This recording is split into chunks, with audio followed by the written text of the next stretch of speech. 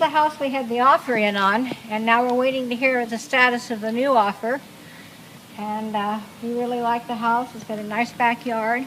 We have 4 grandchildren, which we were really wanting to get for the house, for the children to have the backyard to play in.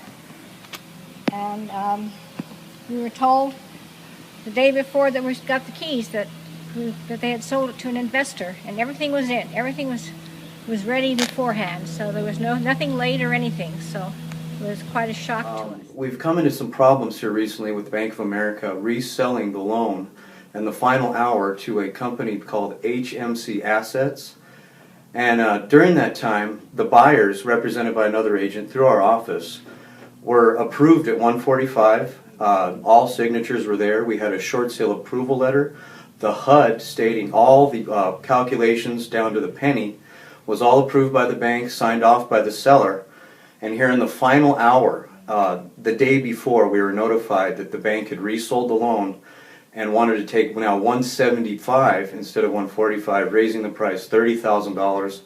On the day, the buyers had already, purchased stuff for the house, bought a whole bunch of bricks to landscape the backyard. They were ready to move in, and rather than receiving keys, they received horrible, horrible news.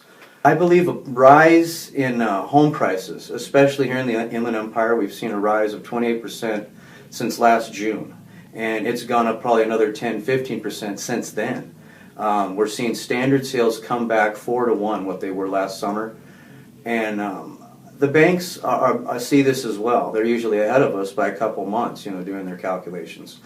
So they know by agreeing to prices that are set in stone back, 3-6 months ago, that have been pre-approved, based on appraisals at that time, they'd rather take $50,000-$60,000 more for a property, resell it to a third party, avoiding any sort of penalty or liability on their part. I've seen this happen before in short sales, maybe at the initial period, at the beginning. Sometimes midway through, we see a second being resold to a third party, but I've never seen this in the final hour. And from all our research we've done, we found out it's not illegal, but it's very, very unethical.